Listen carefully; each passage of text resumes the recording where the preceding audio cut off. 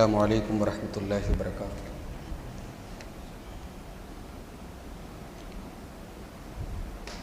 अल्हम्दुलिल्लाह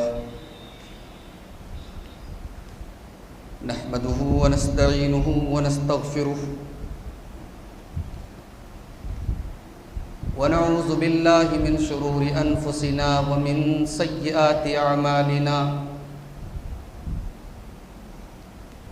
मन यहदिहिल्लाहु फला मुदिल्ल लहु व मन युद्लिल फला हादिय लहु व अशहदु अल्ला इलाहा इल्लल्लाहु वहदहु ला शरीका लहु व अशहदु अन्न मुहम्मदन अब्दुहु व रसूलुहु। या अय्युहल्लज़ीना आमनुत्तक़ुल्लाहा हक़्क़ तुक़ातिही व ला तमूतुन्ना इल्ला व अंतुम मुस्लिमून। या अय्युहन्नासुत्तक़ू रब्बकुमुल्लज़ी ख़लक़कुम मिन नफ़्सिन वाहिदा व ख़लक़ मिन्हा ज़ौजहा व बत्त मिन्हुमा रिजालन कसीरन व निसाअ वत्तक़ुल्लाहल्लज़ी तसाअलून बिही वल अरहाम इन्नल्लाहा काना अलैकुम रक़ीबा। या अय्युहल्लज़ीना आमनुत्तक़ुल्लाहा व क़ूलू क़ौलन सदीदा युस्लिह लकुम अअमालकुम व यग़फ़िर लकुम ज़ुनूबकुम व मन युतिइल्लाहा व रसूलहु फ़क़द फ़ाज़ फ़ौज़न अज़ीमा। अम्मा बाद फ़इन्न ख़ैरल हदीस किताबुल्लाह व ख़ैरल हदी हदी मुहम्मदिन सल्लल्लाहु अलैहि वसल्लम व शर्रल उमूरि मुहदसातुहा व कुल्ल मुहदसतिन बिदअह व कुल्ल बिदअतिन ज़लालह व कुल्ल ज़लालतिन फ़िन्नार। अऊज़ु बिल्लाहि मिनश शैतानिर रजीम। बिस्मिल्लाहिर रहमानिर रहीम। लक़द कान फ़ी यूसुफ़ व इख़्वतिही आयातुन लिस्साइलीन।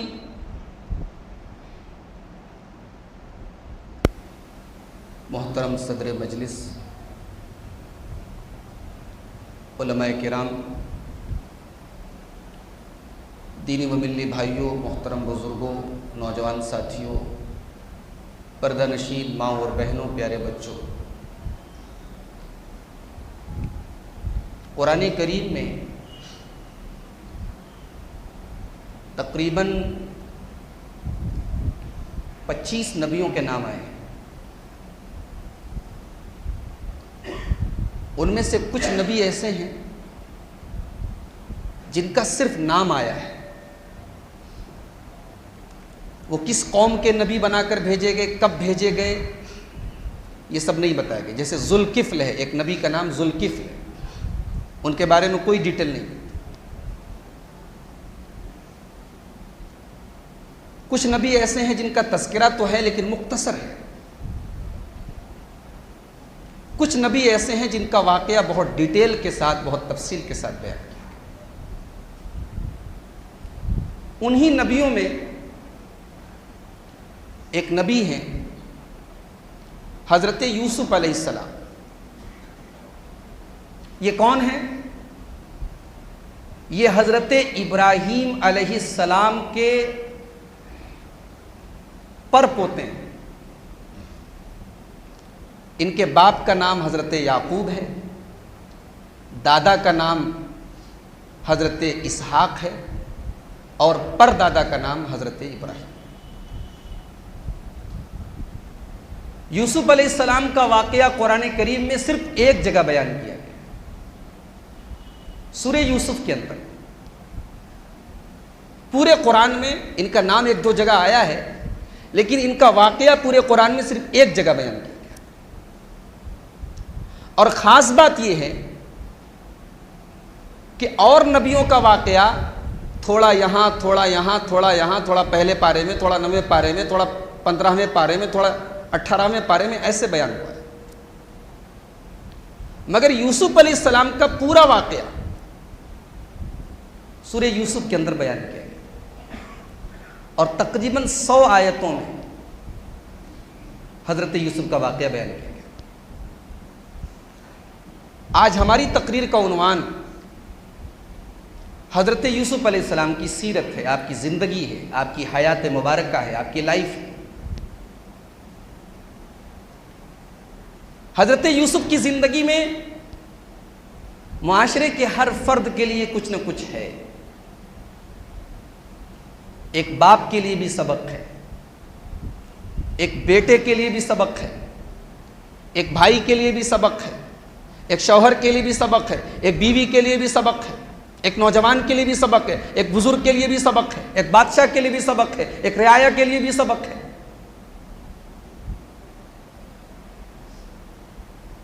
यूसुफ अलैहिस्सलाम के बारे में अल्लाह के नबी से पूछा गया तो आपने फरमाया हुवल करीम इब्नुल करीम।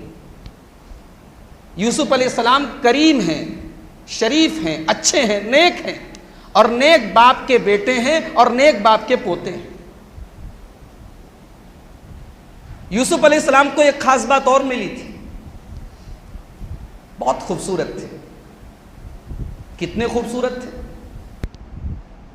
अल्लाह के प्यारे नबी सल्लल्लाहु अलैहि वसल्लम फरमाते हैं उतिया शत्रल हुस्न,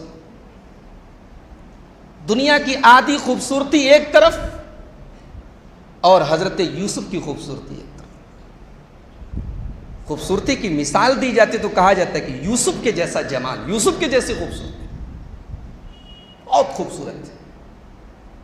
कितने खूबसूरत थे अभी मैं बताऊंगा, इनका जब वाकया बयान करूंगा। इनका वाकया कहां से स्टार्ट होता है? ये छोटे से हैं, 7-8 साल की इनकी उम्र है। इन्होंने एक ख्वाब देखा, बड़ा अजीब व गरीब ख्वाब देखा। इज़ क़ाल यूसुफ लिअबीही या अबति इन्नी रअयतु अहदाशरा कौकबन वश्शम्स वल क़मर रअयतुहुम ली साजिदीन। याद करो जब यूसुफ ने अपने बाप से कहा, अय अब्बा जान, मैंने 11 सितारों को और सूरज को और चांद को देखा कि वो मेरे आगे सजदा कर रहे हैं। अय अब्बा जान, इस ख्वाब का क्या मतलब है? मुझे ये ख्वाब क्यों दिखाया गया है? काला या बुनय्या ला तक़्सुस रुयाका अला इख़्वतिका। बाप कहते हैं मेरे बच्चे, तूने अपना ख्वाब मुझे तो बता दिया है, लेकिन खबरदार अपने भाइयों को न बताना। यहां एक बात मैं बता दूं, यूसुफ अलैहिस्सलाम के 11 भाई थे। एक भाई इनका सगा था, उसका नाम बिन्यामीन था, और 10 भाई अलग मां से थे, और सबसे छोटे हजरत यूसुफ थे, तमाम भाइयों में सबसे छोटे थे। तो बाप ने कहा कि ये ख्वाब जो तूने मुझे बताया है ये भाइयों को मत बताना। क्यों? ला तक़्सुस रुयाका अला इख़्वतिका फ़यकीदू लका कैदा। ऐ मेरे बच्चे, अगर तूने अपना ख्वाब अपने भाइयों को बताया तो हो सकता है कि तेरे भाई तेरे खिलाफ कोई चाल चले, कोई प्लानिंग करें। इन्ना शैतान लिल इंसानी अदुव्वुम मुबीन। प्लानिंग भाई करेंगे, मगर याकूब अलैहिस्सलाम कह रहे हैं शैतान इंसान का खुला हुआ दुश्मन। यानी हजरत याकूब अलैहिस्सलाम अपने बेटे के दिल में भाइयों की नफरत नहीं भर रहे हैं, खबरदार भी कर रहे हैं, होशियार भी कर रहे हैं, लेकिन साथ में ये भी बता रहे हैं कि मेरे बच्चे, अगर तेरे भाइयों ने तेरे खिलाफ कोई प्लानिंग कर दी, तेरे खिलाफ कोई चाल चल दी, तो शैतान की वजह से चलेंगे, शैतान की साजिश होगी, शैतान की चाल होगी। शैतान खुला हुआ दुश्मन है। और एक सबक और मिला कि बड़े लोग जब छोटों को कोई बात बताएं तो उसका रीजन भी बता दें। किसी चीज से मना करें तो बता दें ये काम क्यों नहीं करना है। बच्चों के जहन के अंदर क्यूरियोसिटी होती है, बच्चों के अंदर उत्सुकता होती है, हर चीज की वजह जानना चाहते हैं। आप कह दें ये काम मत करो, बच्चा इतने से चुप हो जाने वाला नहीं। उसका दिमाग जो है वो तजस्सुस वाला होता है। आप मना करेंगे वो और उसके करीब जाएगा। तो हज़रत याकूब ने कहा कि अपने भाइयों को मत बताओ, तो दलील भी बता दी, वजह भी बता दी कि अगर तुम बताओगे तो तुम्हारे भाई तुम्हारे खिलाफ चाल चलेंगे, तुम परेशान हो जाओ। उसके बाद हज़रत याकूब कहते हैं व कज़ालिका यजतबीका रब्बुका व युअल्लिमुका मिन तावीलिल अहादीस, ऐ मेरे बच्चे, तेरा ये ख्वाब ये बता रहा है कि आगे चलकर तू अल्लाह का पैगंबर बनने वाला है, तू अल्लाह का नबी बनने वाला है, अल्लाह ताला तुझे खास इल्म देने वाला है और तेरे ऊपर अपना करम करने वाला है, जैसे तेरे बाप दादा के ऊपर किया, इब्राहीम के ऊपर किया, इसहाक के ऊपर किया, याकूब के ऊपर किया। उसके बाद अब यहां से वाक़या शुरू हो रहा है। अब अल्लाह ताला कहता है लक़द कान फ़ी यूसुफ़ व इख़्वतिही आयातुन लिस्साइलीन, ऐ मेरे बंदो, हम तुम्हारे सामने यूसुफ और उसके भाइयों का वाक़या बयान करने जा रहे हैं और गौर करोगे तो तुम्हें बड़ी निशानियां मिलेंगी। इज़ क़ालू लयूसुफ़ व अख़ूहु अहब्बु इला अबीना मिन्ना, याद करो जब यूसुफ के 10 भाई मिलकर प्लानिंग कर रहे थे, 10 भाई एक तरफ हैं, 2 भाई एक तरफ हैं। जब 10 भाई मिलकर के प्लानिंग कर रहे थे, क्या प्लानिंग कर रहे थे? इज़ क़ालू लयूसुफ़ व अख़ूहु अहब्बु इला अबीना मिन्ना, वो ये प्लानिंग कर रहे थे, आपस में ये तय कर रहे थे कि हमारा बाप यूसुफ से और उसके भाई बिन्यामीन से बड़ी मोहब्बत करता है। इन्ना अबाना लफ़ी ज़लालिम मुबीन, हमारा बाप गुमराह हो गया है, भटक गया है, सठिया गया है। एक सबक मिला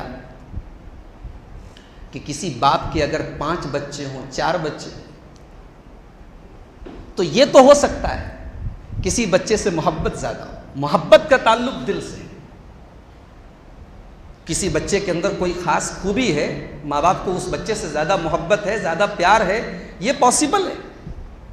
इसका ताल्लुक दिल से है और दिल पर किसी का कंट्रोल नहीं है।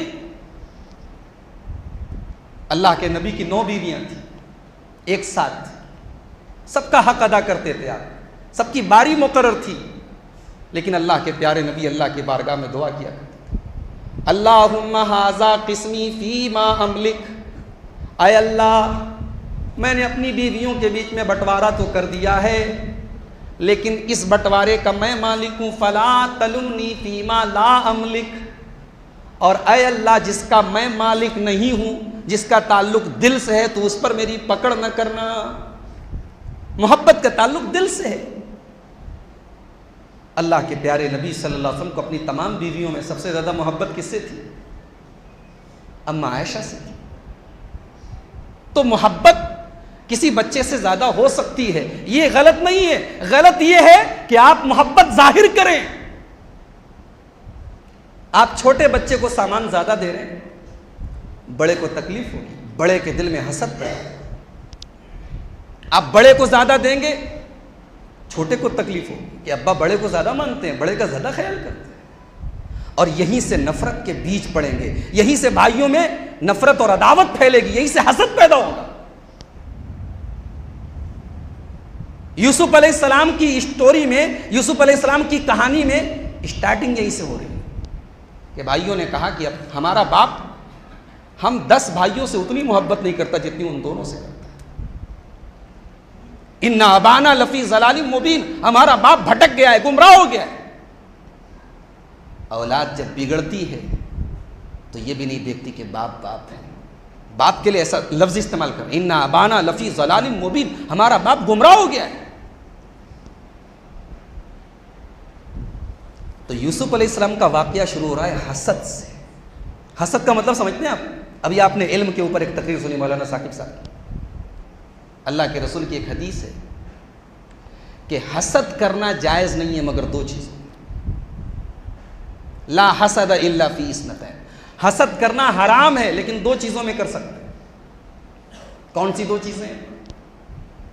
अल्लाह ने किसी को कुरान का इल्म दे दिया है, कुरान का हाफिज़ है, कुरान का कारी है, कुरान का आलिम है, तकरीर करता है, क़िरात करता है, तिलावत करता है, रातों में तहज्जुद पढ़ता है, आपको देख के तमन्ना पैदा हुई, काश मैं भी कुरान का हाफिज बन जाता, काश मैं भी कुरान का आलिम बन जाता। तो ये तमन्ना पैदा हो जाए तो ख़राब बात नहीं, ये जायज़ है, ये बल्कि ये अच्छा है, ये फजीलत की चीज़ है। कोई पैसे वाला है, अपना पैसा अल्लाह की राह में दे रहा है, मस्जिदें बनवा रहा है, मदरसे बनवा रहा है, गरीबों की मदद कर रहा है, यतीमों के काम आ रहा है, आपको देख के दिल में तमन्ना पैदा हो, या अल्लाह काश मेरे पास भी इतना पैसा होता, मैं भी तेरे दीन में खर्च करता। कोई हरज की बात नहीं, बहुत अच्छी चीज़ है। लेकिन इस हदीस में हसद की इजाज़त नहीं दी गई। एक होता है हसद, हसद का मतलब क्या होता है? आपको अल्लाह ने दौलत दी, अब मैं ये तमन्ना करूं कि आपकी दौलत छिन जाए और मुझको मिल जाए, ये हसद है। अगर मैं ये तमन्ना करूं कि ठीक है अल्लाह ने आपको दौलत दी, अल्लाह मुझे भी दौलत दे, ये हसद नहीं, ये जायज़ है। इसको कहते हैं गिब्ता, इसको उर्दू में कहते हैं रश्क, रश्क, ये जायज़ है। हसद क्या है कि मैं ये तमन्ना करूं कि आपकी दौलत छिन जाए, आप लुट जाएं, आप बर्बाद हो जाए और मुझे मिल जाए, ये हसद है। तो भाइयों के दिल में हसद पैदा हो कि हमारा बाप हम 10 भाइयों से उतनी मोहब्बत नहीं करता जितनी इन दोनों से करता है। हमारे तलबा बैठे हुए हैं, एक बड़े काम की बात बता रहा हूं। अल्लामा इब्न तैमिया ने एक जगह लिखा है, तमाम गुनाहों की जड़ 3 चीज़ें, अस्लुज़्ज़ुनूबि सलासा, तमाम गुनाहों की जड़ 3 चीज़ें। नंबर 1 अल हसद, नंबर 2 अल किब्र और नंबर 3 अल हिर्स। हसद करना, तकब्बुर करना और लालच करना, तमाम बुराइयों की जड़ यही 3 चीजें, हसद, तकब्बुर, लालच। तो यूसुफ के भाइयों ने प्लानिंग की, हमारा बाप हमें छोड़ के इन दोनों से बहुत मोहब्बत करता है, तो क्या किया जाए? उक़्तुलू यूसुफ़ा वित्रहू अर्ज़न यख़्लु लकुम वजहु अबीकुम, चलो एक काम करते हैं, यूसुफ का मर्डर कर देते हैं। अल्लाह, भाई भाई को मारने की बात कर, हसद कितनी खतरनाक चीज़ है। एक भाई को भाई के मर्डर पर अगर कोई चीज़ उभारती है वो हसद है। उक़्तुलू यूसुफ़ा, चलो मिल करके यूसुफ को मर्डर कर दें, यूसुफ को मार डालें, या यूसुफ को कहीं दूर ले जाके फेंक दें। जब बांस रहेगा नहीं तो बांसुरी बजेगी नहीं, जब यूसुफ नहीं रहेगा तो फिर हमारी मोहब्बत, जो बाप की तवज्जो हमें नहीं मिल रही है, जो बाप हमें ज़्यादा हमारी तरफ ध्यान नहीं देता है, जब यूसुफ ही नहीं रहेगा तो बाप की सारी मोहब्बत हमें मिल जाएगी। वतकूनू मिन बादिही कौमन सालिहीन, और आज हम लोग यूसुफ को कत्ल कर देते हैं, आगे चल के तौबा कर लेंगे, नेक बन जाएंगे। ये भी शैतान का बहुत बड़ा हथियार है। गुनाह करने के टाइम कभी कभी शैतान दिल में ये बात डालता है, अरे अभी गुनाह कर लो बाद में तौबा कर लेंगे। बहुत खतरनाक बात है ये, अभी गुनाह कर लो बाद में तौबा कर लेंगे। गुनाह नगद, तौबा उधार। गुनाह कभी, तौबा कभी उधार नहीं होती मेरे भाई, तौबा कभी उधार नहीं होती, तौबा हमेशा नगद होनी चाहिए। गुनाह करने के टाइम अगर ये ख्याल पैदा हो कि अभी गुनाह कर लो बाद में तौबा कर लें, तो यूसुफ अलैहिस्सलाम का वाक़या याद कर लेना, उनके भाइयों ने यही कहा था, व तकूनू मिन बादिही कौमन सालिहीन, बाद में तौबा कर लेंगे, नेक बन जाएंगे। एक भाई थोड़ा शरीफ था, थोड़ा अच्छा था, उसने कहा यार भाई है, कत्ल मत करो, मारो मत, मारो नहीं उसको, अपना भाई है, बाप की औलाद है, सौतेला है तो क्या होता है तो अपना भाई। एक काम करो, उसको कत्ल मत करो, उसको किसी कुएं में डाल दो, कुएं में डाल देंगे, मरेगा नहीं, कोई आएगा लेके चला जाएगा, दूसरे शहर, दूसरे मुल्क, दूसरे वतन चला जाएगा, हमारी जान छूटेगी। चुनांचे भाइयों ने अब एक प्लानिंग बनाई, आए अपने बाप के पास। अब देखिए बात करने का अंदाज देखिए, जब आदमी किसी चीज़ की प्लानिंग करता है तो कैसे बात करता है। कहते अब्बा जान क्या बात है, आप यूसुफ के बारे में हम लोगों पर कभी भरोसा ही नहीं करते। हम लोग जाते हैं कहीं घूमने फिरने, खेलने कूदने, कभी आप यूसुफ को भेजते ही नहीं, हमेशा यूसुफ को अपने पास रखते, क्या बात है आखिर, आप भरोसा नहीं करते क्या हमारे ऊपर? देख रहे हैं मक्कार की मक्कारी, देख रहे हैं, चाल ऐसे चली जाती है, प्लानिंग ऐसे की जाती है। कालू या अबाना मा लका ला तामन्ना अला यूसुफ व इन्ना लहू लनासिहून। ऐ अब्बा जान, क्या बात है, आप हमारे ऊपर भरोसा नहीं करते हैं, आप यूसुफ को हमारे साथ कभी नहीं भेजते हैं, जबकि हम यूसुफ के भाई हैं, यूसुफ की भलाई चाहते हैं। अरसिल हो माना गदन यरता व यलब।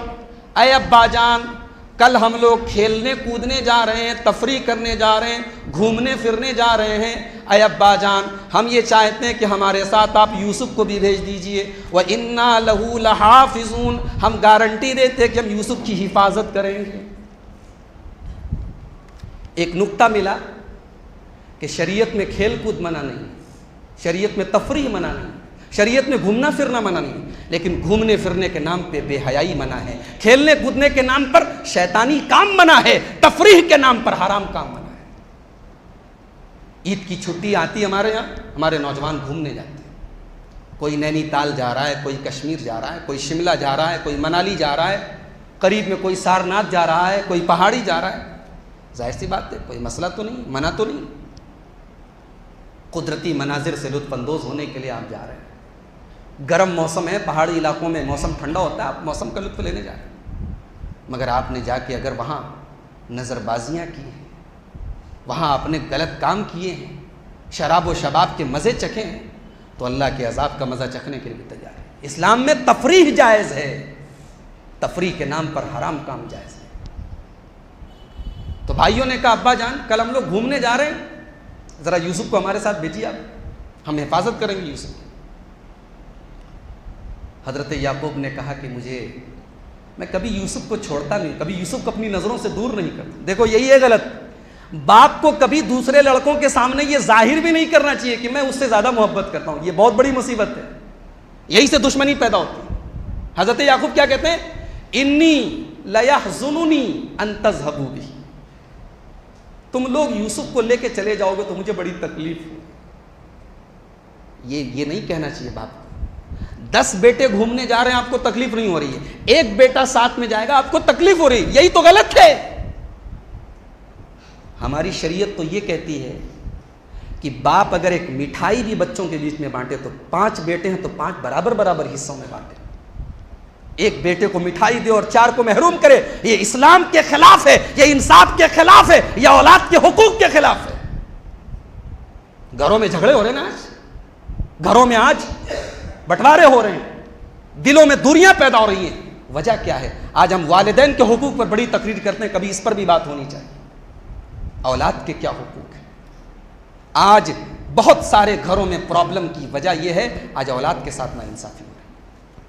और यूसुफ अलैहिस्सलाम के वाक़े की बुनियाद यही है कि भाइयों के दिल में यह बात बैठ गई थी कि हमारा बाप यूसुफ से ज्यादा मोहब्बत करता, हमसे नहीं करता। हजरत याकूब कह रहे हैं तुम लोग लेके जाओगे तो मुझे बड़ी तकलीफ होगी, और मुझे यह डर लग रहा है कहीं तुम लोग लेके जाओ और अपने खेल कूद में मगन हो जाओ और यूसुफ को भेड़िया लेके चला जाए।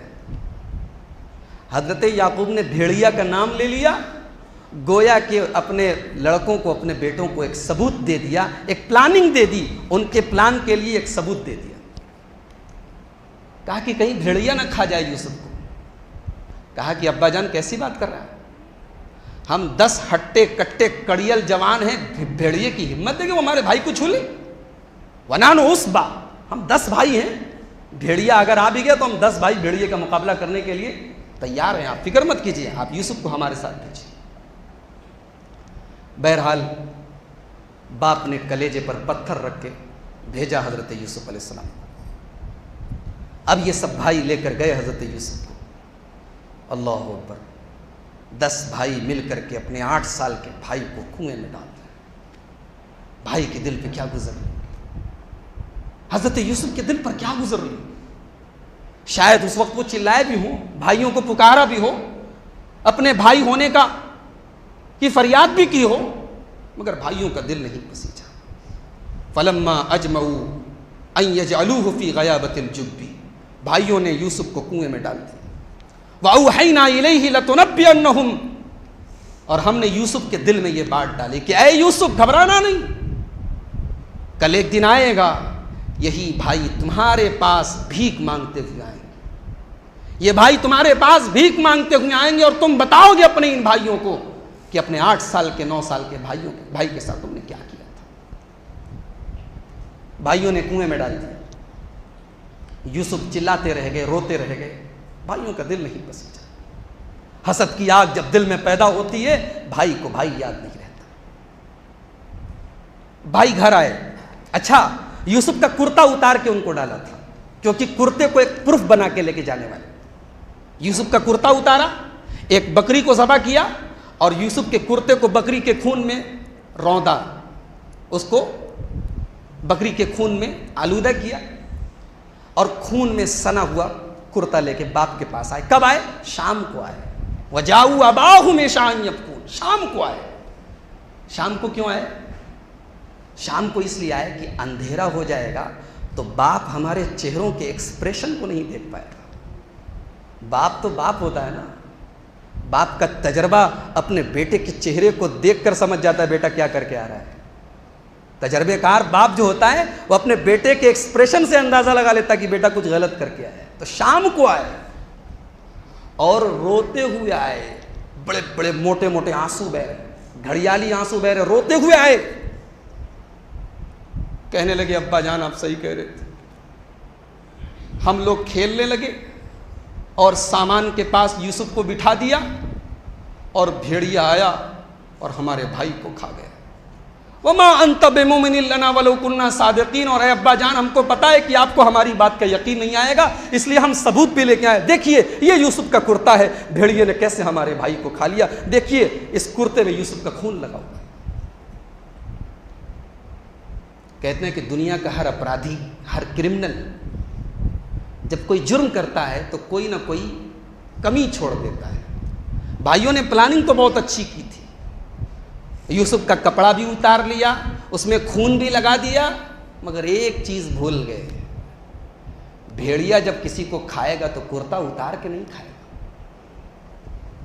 भेड़िया जब किसी को खाएगा तो कुर्ते का बटन खोल के कुर्ता उतार के नहीं खाएगा।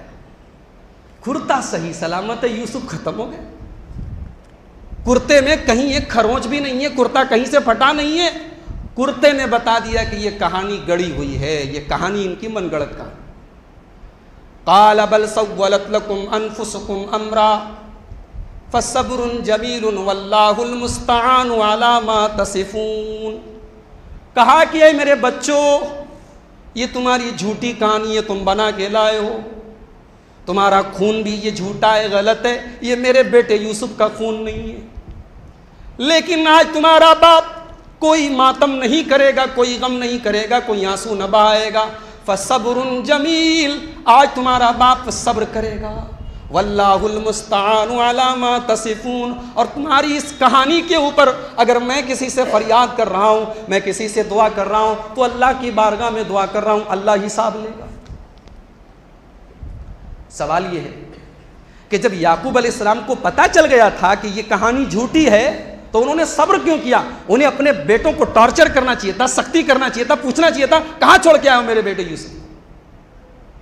असल में याकूब अलैहिस्सलाम पैगंबर थे, नबी थे, और उनको यह भी पता था कि मेरा बेटा भी नबी होने वाला है, और उसने ऐसा ख्वाब देखा है, वो ख्वाब एक न एक दिन पूरा होकर रहेगा। तो वो दिल में एक यकीन था कि मेरा बेटा मर नहीं सकता है। उस ख्वाब की ताबीर के बगैर मेरा बेटा खत्म नहीं हो सकता है। उस यकीन ने हज़रत यूसुफ अलैहिस्सलाम के दिल में एक शमा रोशन, हज़रत याकूब के दिल में एक शमा रोशन की थी। उन्होंने कहा कि मैं सब्र करूँगा। अब इधर यूसुफ अलैहिस्सलाम का क्या हुआ? उधर से एक काफिला गुजरा, उनको पानी की ज़रूरत पड़ी। उनका एक आदमी आया और पानी निकालने के लिए पानी का डोल कुएं के अंदर डाला। हज़रत यूसुफ अलैहिस्सलाम बच्चे तो थे, 9 साल के बच्चे थे, उस डोल के अंदर बैठ गए। अब उसने जो डोल खींचा तो डोल बहुत भारी लग रहा था, बहुत भारी था। उसने खींचा तो देखा एक प्यारा खूबसूरत सा बच्चा है, तो जल्दी से छिपा लिया। जल्दी से छिपा लिया कि कहीं जिसका बेटा होगा, जो असल इसके वारिस होंगे, कहीं ढूंढने ना निकल आए। फ्री का माल मिल रहा है, जल्दी से छुपा लिया और उसको ले जाके मिस्र की मार्केट थे, कनान में रहते थे। और जाके बेचा कहाँ है? मिस्र में बेचा। देहात में रहते थे, वहाँ से कई 100 किलोमीटर दूर मिस्र की मार्केट में जहाँ गुलाम बिकते थे, जहाँ इंसानों के बच्चे बिकते थे, गुलामों की मंडी लगती थी, वहाँ जाके हज़रत यूसुफ को कुरान कहता है वह शरोह बेसमन बख्सिन दराहिमा, चंद सिक्कों में बेच दिया। ज़्यादा पैसा भी नहीं, इतना खूबसूरत बच्चा था, चाहते तो ज़्यादा पैसा मिल सकता था, मगर बहुत सस्ते में बेच दिया। एक बात बताऊं, फ्री का माल जब होता है ना तो उसकी कदर नहीं होती है। यूसुफ फ्री में मिले थे ना, कुएं से मिले थे, फ्री में मिले थे, तो सस्ते में बेच दिया कि जल्दी से जान छुड़ाओ, कहीं इसके असल वारिस आ गए तो लेने के देने पड़ जाएंगे, तो सस्ते में बेच दिया। खरीदा किसने यूसुफ अलैहिस्सलाम को? मिस्र के एक बड़े वजीर ने खरीदा, जो उस वक्त मिस्र का बहुत बड़ा बादशाह सलामत का बहुत खास आदमी था, उसने खरीदा। देखा इतना खूबसूरत बच्चा है, खरीद लिया और लेके अपने महल में आया। उसका नाम था वलीद बिन रैयान, उस वजीर का नाम, उस अजीज मिस्र का नाम वलीद बिन रैयान था। उसने हजरत यूसुफ को खरीदा और घर में आके अपनी बीवी से कहा अक्रिमी मसवा, ऐ मेरी बीवी, ये बच्चा है, इसका ख्याल रखो, इसकी देखभाल करो, इसकी अच्छे तरीके से तरबियत करो। असायन फाना और नत्तखिज़हु वलदा, ये बच्चा चल के आगे हमें फ़ायदा पहुँचाएगा और हम इसे अपना बेटा बना लेंगे। अब हज़रत यूसुफ अलैहिस्सलाम महल में परवरिश पा रहे हैं। भाइयों ने कुएं में डाल दिया था, भाइयों ने अपनी नज़र में यूसुफ का चैप्टर बंद कर दिया था, मगर अल्लाह कहता है व कज़ालिका मक्कन्ना लियूसुफ फ़िल अर्ज़, मगर हमने यूसुफ को महल में पहुँचा दिया। ऐशो आराम से परवरिश हो रही यूसुफ अलैहिस्सलाम की, कोई कमी नहीं है। अल्लाह कहता है अल्लाह अपनी प्लानिंग करके रहता है। वल्लाहु गालिबुन अला अम्रिही, अल्लाह को जो करना रहता है वो करके रहता है। दुनिया अपनी प्लानिंग करती रहती है, अल्लाह अपनी प्लानिंग करता है। अब यूसुफ अलैहिस्सलाम उसी घर में जवान होते हैं, 18-19 साल के नौजवान हो जाते हैं। खूबसूरत तो थे ही, अब जवान हो गए तो खूबसूरती में 4 चांद लग गए। जब जवान हुए तो एक और ख़तरनाक इम्तिहान हज़रत यूसुफ का शुरू हो गया, और ये खतरनाक ये इम्तिहान उनकी ज़िंदगी का सबसे ख़तरनाक इम्तिहान। वरावदतहुल्लती हुवा फ़ी बैतिहा अन नफ्सिही वग़ल्लक़तिल अबवाब, हज़रत यूसुफ अलैहिस्सलाम जिस औरत के घर में रहा करते थे, उसी औरत ने हज़रत यूसुफ अलैहिस्सलाम को बहलाने फुसलाने की कोशिश की। उसी औरत ने जिसने माँ की तरह हज़रत यूसुफ को पाला था, आज जब यूसुफ जवान हो गए, उनकी खूबसूरती को देखकर वो अपना दिल हार बैठी। वो हज़रत यूसुफ अलैहिस्सलाम के साथ उसने बदकारी करने का इरादा कर लिया। वरावदतहुल्लती हुवा फ़ी बैतिहा, जिस औरत के घर में यूसुफ रहते थे उसी औरत ने यूसुफ के ऊपर डोरे डाले। वग़ल्लक़तिल अबवाब, और उस औरत ने घर के सारे दरवाजे बंद कर लिए। वक़ालत हैत लक, और कहने लगी है यूसुफ मेरे पास आ जाओ। एक जवान औरत बुला रही है हज़रत यूसुफ को, खूबसूरत औरत है, जवान औरत है, और हज़रत यूसुफ एक गुलाम की हैसियत से उस घर में रहते हैं। कोई रिश्तेदार नहीं है, कोई जान पूछ पहचान का नहीं है, कोई कैमरे का डर नहीं है, कोई जासूसी का डर नहीं है। मेरे नौजवान साथियों, आज कहते हैं ना ज़माना बहुत ख़राब हो गया है। इंसान के लिए, एक लड़के के लिए, एक लड़की के लिए अपने कैरेक्टर की हिफाजत एक मुश्किल काम है। क्या इससे भी मुश्किल हालात आ सकते हैं? एक जवान औरत एक जवान लड़के को बुला रही है और खुद दावत गुनाह दे रही है, और सारे दरवाजे उसने बंद कर लिए हैं। वकालत हैत लक, और वो कहती है यूसुफ तुम मेरे पास आ जाओ।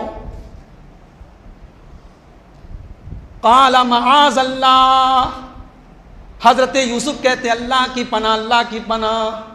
इन्नहु रब्बी अहसन मसवाया इन्नहु ला युफ्लिहु ज़ालिमून। नहीं, ऐसा नहीं हो सकता।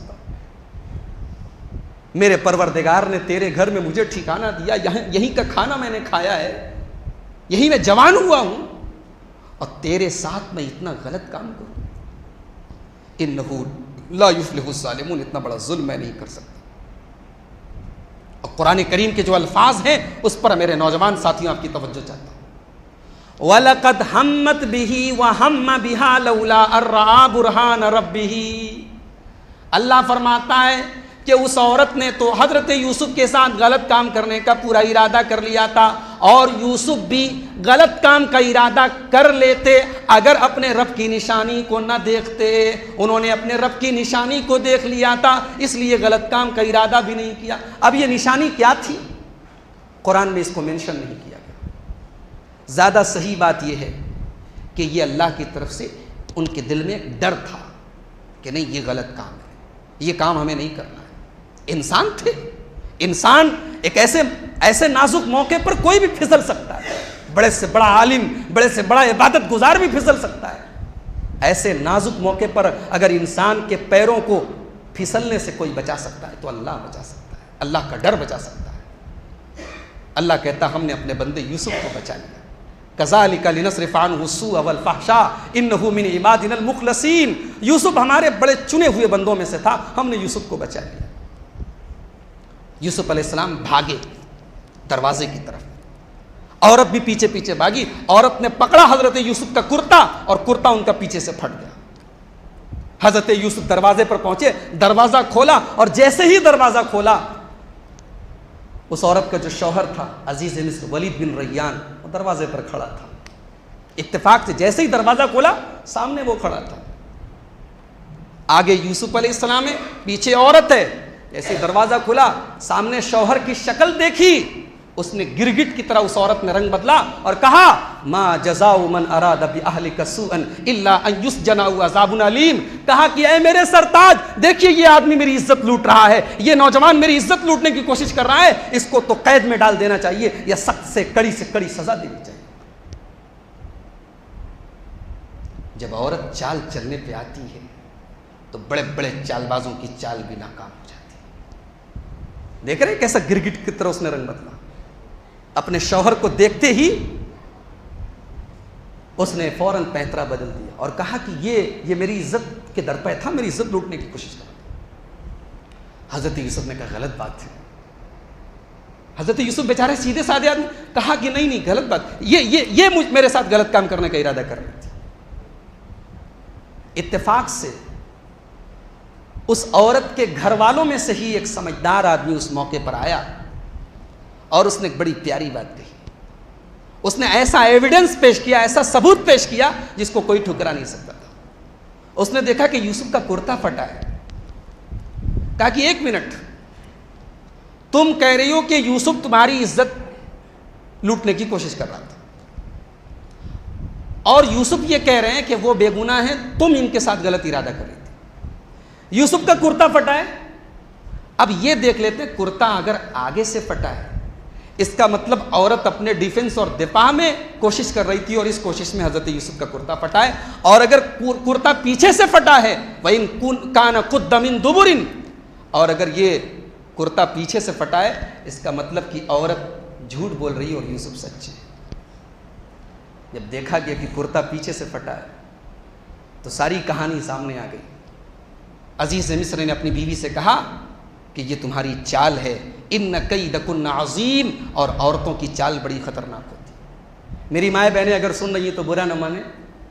औरत अगर ईमान पैदा कर ले, अगर औरत किरदार पैदा कर ले तो मरियम भी बन सकती है। और औरत अगर गिर जाए, अखलाक से गिर जाए, ईमान से गिर जाए तो नूह अलैहिस्सलाम के घर में रहकर भी अजाब की हकदार बन सकती है, लूत अलैहिस्सलाम के घर में रहकर भी अजाब की हकदार बनती है। नूह अलैहिस्सलाम की बीवी ईमान नहीं लाई, लूत अलैहिस्सलाम की बीवी ईमान नहीं लाई, और यहाँ देखिए अजीज मिस्र की बीवी है जिसके बारे में अजीज मिस्र कह रहा है इन्न कैदकुन्न अज़ीम, औरतों की चाल बड़ी खतरनाक होती है। लेकिन एक अजीब बात आपको बताऊं मैं, उसने अपनी औरत को कोई सजा नहीं दी। यूसुफ से कहा कि ऐ यूसुफ, छोड़ो, हटाओ, ये सब बात खत्म करो, और अपनी बीवी से कहा जा तू अपने गुनाह की माफ़ी मांग अल्लाह ताला से, अपने रब से अपने गुनाह की माफ़ी मांग। बस चैप्टर क्लोज। एक इज्जतदार आदमी होता, एक गैरतमंद आदमी होता, ऐसी बीवी को तलाक दे देता, ऐसी बीवी को एक मिनट के लिए अपने घर में न रखता। इसीलिए उलमा कहते हैं, मुफस्सिरीन कहते हैं कि वो आदमी दय्यूस था, वो आदमी बेगैरत था, जिसके सामने ये बात क्लियर हो गई, वाज़े हो गई कि उसकी औरत का कैरेक्टर ढीला है, उसकी औरत बदचलन है, उसकी औरत फाहिशा है, फिर भी उसने अपनी औरत को कोई सजा देना, कुछ कहना तो बहुत दूर की बात है, और हल्के में कहा वस्तगफिरी लिज़ंबिक, तू अपनी गुनाह की तू माफ़ी मांग ले बस। मर्द को गैरतमंद होना चाहिए, दय्यूस नहीं होना चाहिए। दय्यूस का मतलब समझते हैं?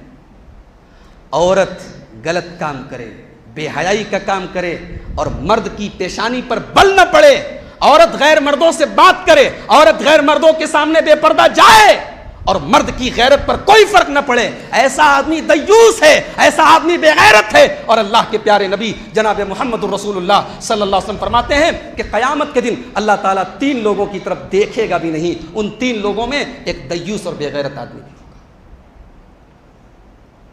तो मर्द को गैरत वाला होना चाहिए। और औरत को कैसा होना चाहिए? अल्लाह के नबी से पूछा गया, अरे अल्लाह के नबी सबसे बेहतरीन औरत कौन सी? आपने ये नहीं कहा जो तकरीर सुने, आपने ये नहीं कहा जो जुमा के खुतबे में, जुमा की नमाज में सबसे आगे रहे, आपने ये नहीं कहा कि जो रमजान का रोजा भी रखे और बाद में 6 रोजे ईद के भी रखे, मुहर्रम का भी रोजा रखे, अरफा का भी खूब रोजा रखे, खूब तहज्जुद पढ़े, खूब नमाज पढ़े। नहीं, नबी ने फरमाया सबसे बेहतरीन औरत वो है अल्लती तसुर्रुहु इज़ा नज़र, शौहर देखे तो खुश हो जाए, मेकअप करे अपने शौहर के लिए, शौहर को खुश रखे। शौहर घर में आए तो बीवी का चेहरा देखकर उसकी टेंशन दूर हो जाए। ऐसा ना हो कि बीवी का चेहरा देखकर उसका आधा सीप खून जल जाए, उसको और टेंशन बढ़ जाए, उसकी हार्ट बीट और तेज हो जाए, उसका ब्लड प्रेशर और हाई हो जाए, उसकी तकलीफें और बढ़ जाए। बीवी ऐसी मुसीबत न बन जाए, बीवी ऐसी हो अल्लती तसुर्रुहु इज़ा नज़र, शौहर देखे तो खुश हो जाए। व तुतीउहु इज़ा अमर, और शौहर कोई बात कहे तो माने।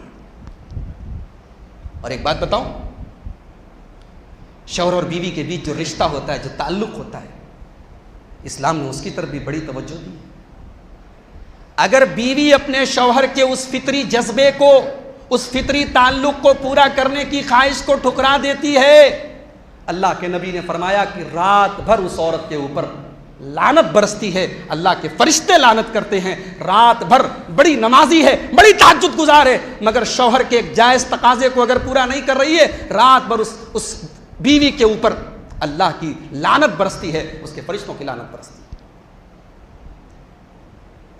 तो पहला काम शौहर को खुश रखे, दूसरा काम शौहर की बात माने, और तीसरा काम वला तुखालिफहु फी नफ्सिहा व मालिही, शौहर की मुखालफत न करे माल के सिलसिले में और अपनी इज्जत व आबरू के सिलसिले में। शौहर के माल को अपना माल समझे, शौहर के माल की हिफाजत करे और अपनी इज्जत व आबरू की हिफाजत करे। तो बीवी ऐसी होनी चाहिए और शौहर ऐसा होना चाहिए जो गैरतमंद हो, खुददार हो। मगर यहाँ उल्टा मामला है। अजीज़ मिस्र ने देख लिया कि मेरी बीवी का कैरेक्टर गड़बड़ है, लेकिन उसने कोई सज़ा नहीं दी, उसने कहा कि मामले को रफा दफा करो। कहते हैं कि इश्क और मुश्क छुपाने से भी नहीं छुपता है। अजीज़ मिस्र की बीवी का ये कांड पूरे शहर में फैल गया, और शहर की जो हाई प्रोफाइल औरतें थीं, जो बड़े बड़े मंत्रियों और अधिकारियों की बीवियां थीं, उन्होंने आपस में बातचीत करते हुए कहा, अरे सुनती हो, अजीज़ मिस्र की बीवी के बारे में पता चला। कहा क्या हुआ? कहा अरे वो अपने गुलाम से मोहब्बत करती है, अपने गुलाम से इश्क करती है, अपने गुलाम के साथ गलत काम करना चाहती है, उसको कोई और नहीं मिला, गुलाम मिला। इस तरीके की बातें शाही महलों में होने लगी, बड़े बड़े मंत्रियों और वजीरों के घरों में होने लगी। अजीज़ मिस्र की औरत जिसका नाम मुफस्सिरीन ने ज़ुलेखा बताया, कुरान में नाम नहीं बताया गया, रिवायतों के अंदर, इसराइली रिवायतों के अंदर, बाइबल वगैरह के अंदर ज़ुलेखा उसका नाम बताया गया। अभी मैं रमज़ान में गया था विजयवाड़ा, तो विजयवाड़ा में कुछ लोग मुझसे कहने लगे, मौलवी साहब हमारे यहाँ जब कोई निकाह होता है तो निकाह पढ़ाने वाला मौलवी जो होता है वो कलमा पढ़ाता है, और कलमा पढ़ाने के बाद जब निकाह हो जाता है तो वो दुआ करता है कि अय अल्लाह इस जोड़ी को वैसे ही सलामत रख जैसे यूसुफ और ज़ुलेखा की जोड़ी थी। मैं ये बात बता दूं कि ये बेबुनियाद बात है। अल्लाह के नबी थे हजरत यूसुफ अलैहिस्सलाम, और ज़ुलेखा बहुत ही कैरेक्टरलेस औरत थी। अगर उसने बाद में तौबा भी कर ली लेकिन एक नबी का जो किरदार होता है, उस किरदार की अजमत इस बात का तकाजा करती है कि ऐसी औरत से हज़रत यूसुफ शादी नहीं करें। लिहाजा ये कहना कि बाद में ज़ुलेखा की शादी हज़रत यूसुफ से हो गई थी, ये बगैर बेबुनियाद बात है, इसका कोई सबूत नहीं, कोई बुनियाद नहीं। तो ज़ुलेखा को जब पता लगा कि मेरे बारे में महलों में ऐसी बात हो रही, सर ये टॉपिक बहुत बड़ा है, ये एक दिन की तकरीर में पूरा बयान करने के लायक, मैं देख रहा हूँ घड़ी के ऊपर भी मेरी नज़र है। ज़ुलेखा ने कहा कि एक काम करती हूँ, सारी औरतों को बुलवाया और एक दावत दी अपने घर में। और आज भी अगर आप अरब में चले जाएंगे तो अरब में जो बड़े बड़े रेस्टोरेंट है, वहाँ कुर्सी पर बैठ के नहीं खाना खाते हैं, ज़मीन पे तकिया लगा रहता है, वहाँ पे फर्शी मसनदें होती हैं, ज़मीन पर मसनदें होती हैं और लोग तकिया लगा के आराम से बैठ के वहाँ की डिशें वगैरह जो मंदी है और क्या क्या जो अरब के खाने होते हैं वो खाते हैं लोग। तो उस औरत ने दस्तरखान बिछाया, तमाम औरतों को बुलाया, तकिया लगवा दिया और तमाम औरतों के सामने फल फ्रूट ला के रख दिए और उनके हाथों में चाकू छुरी दे दिया कि अपना फल काट के खाओ। और हज़रत यूसुफ से कहा कि जब वो औरतें खाने के दस्तरखान पर बैठ जाएं तो तुम ज़रा सा उनके सामने से गुजर जाना। हज़रत यूसुफ अलैहिस्सलाम उनके सामने से गुजरे। फलम्मा रअयनहु अकबरनहु व क़त्तअना अयदियहुन्ना। कुरान कहता है जब उन औरतों ने हज़रत यूसुफ की खूबसूरती देखी, हज़रत यूसुफ का जमाल देखा, हाय हाय होश व हवास खो बैठी। वक़त्तअना अयदियहुन्ना, और वो छुरियां जो सेब पर चलनी चाहिए थी, जो अनार पे चलनी चाहिए थी, जो फल फ्रूट पे चलनी चाहिए थी, वो छुरियां उनके हाथों पे चलने लगी, उनकी उंगलियों पे चलने लगी, अपनी उंगलियां काट बैठी और कहने लगी इन हाजा इल्ला मलकुन करीम, ये तो कोई इंसान हो ही नहीं सकता, ये तो कोई फरिश्ता है, इतना खूबसूरत इंसान तो नहीं हो सकता, कोई फरिश्ता है। अच्छा एक बात बताओ, क्या किसी ने फरिश्ते को देखा है? तो औरतों ने ये क्यों कहा कि ये फरिश्ता लग रहा है? असल में जब किसी की खूबसूरती को हम बयान करते हैं तो कहते फरिश्ते के जैसा है, और जब कोई बहुत बदसूरत होता है तो कहते हैं शैतान की तरह है। अरबी जुबान का एक बहुत बड़ा अदीब था, उसका नाम था जाहिज, जे जीम अलिफ बड़ा है और जो, जाहिज बहुत बड़ा अदीब था, लेकिन बहुत बदसूरत था, बहुत बदशक्ल था। उसकी शक्ल देख के घिन आती थी लोगों को।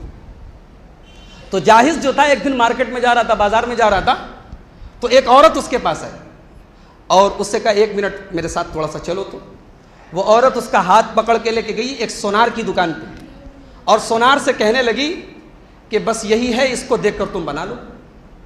अब सोनार उसको देख के बनाने लगा, तस्वीर बनाने लगा और हंसने लगा। तो जाहिज ने पूछा तुम मुझे देखकर हंस क्यों रहे हो? तो सोनार ने पूछा कि तुमको पता है वो औरत तुमको यहाँ क्यों लेकर आई है? कहा कि नहीं, मैं मार्केट में जा रहा था, उसने मेरा हाथ पकड़ा, कहा कि चलो 1 मिनट का काम है, मैं चला आया।